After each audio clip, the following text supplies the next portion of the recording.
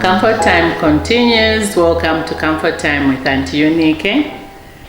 The story I'm going to share today is one that shows that most of the times we grapple with issues that are before us, with problems that are before us, when in fact answers are staring us in the face. Please remember, as always, to continue to subscribe, like, share, and hit the notification bell to ensure you don't miss out on any content. The Commission on the Status of Women, CSW, is a functional commission on the United Nations Economic and Social Council, ECOSOC, and global making policy body dedicated exclusively to gender equality and women empowerment. The story I'm going to share is something that happened at the United Nations. While at the United Nations, I attended a side event for the Afghanistan delegates.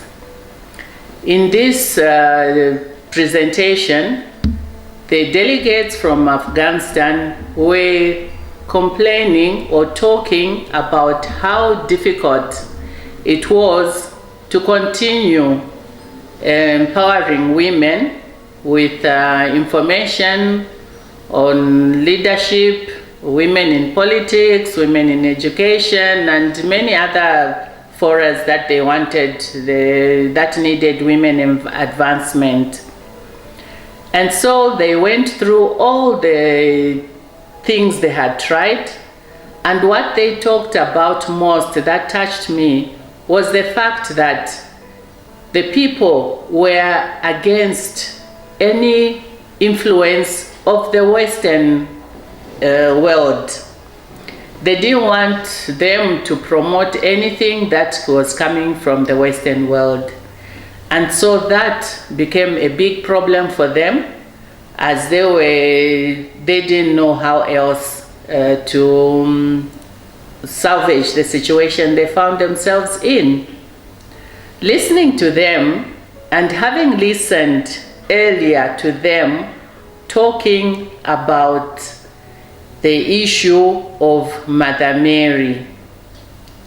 Mother Mary in the Quran is one woman who is really appreciated, who is really loved. In fact, an entire chapter is dedicated to Mary. They call her Maryam. In fact, I watch the Muslim channel on DSTV, where there's a movie or a program called Saint Mary. From that program, I've come to learn a lot. I've come to see the life of Mary. You know, I grew up as a dedicated young Catholic girl. I was a Stella girl. A Stella girl is the young girls who dance before the altar and do all sorts of nice things at the altar or around the altar. And also, as a child of Mary, as I grew older, I now became a child of Mary. And so we were really spiritual and always trying to emulate Mother Mary. And I remember as a child thinking, what was special about Mary? Why her? Why was she chosen? And I always used to wonder, I'm very good and I obey everything. I do all the Christian things, all the Catholic things. So if I had lived that time, would I have had a chance to have been Mother Mary? So watching the channel on DSTV, I came to understand that actually I would never have qualified. Because when you look at the life of Mary, Mother Anna, Hannah as they call her. We call her Anna in the Catholic Church, but she's called Hannah in the Muslim world. The mother to Mary, dedicated Mary as a baby. She took her to the temple and dedicated her, but she was asked to look after her until she was old enough to work at the temple. And as soon as she was old enough, she was taken to the temple and she was working throughout at the temple.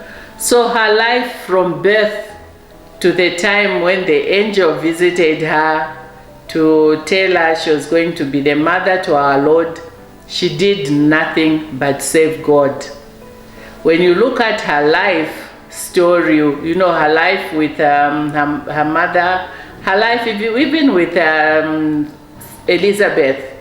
Elizabeth was Mary's cousin and was married to Zachariah the prophet.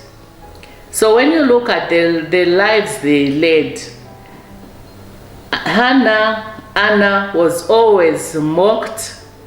Elizabeth was mocked. They were ridiculed as a family because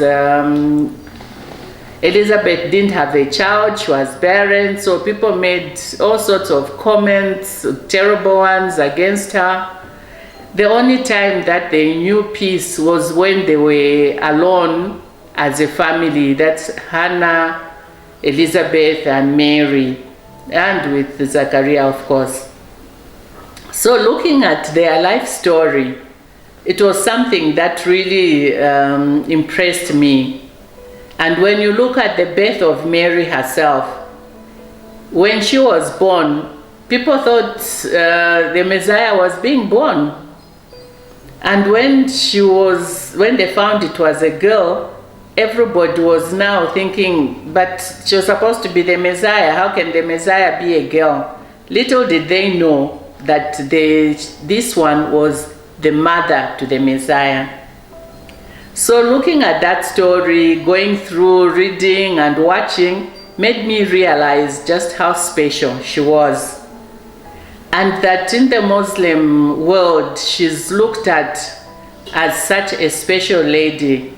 Made me wonder why it was even a problem for the men in Afghanistan to start thinking of how else they can encourage empowerment of women, whether it's in leadership, in education, in whatever other spaces they want the women to function.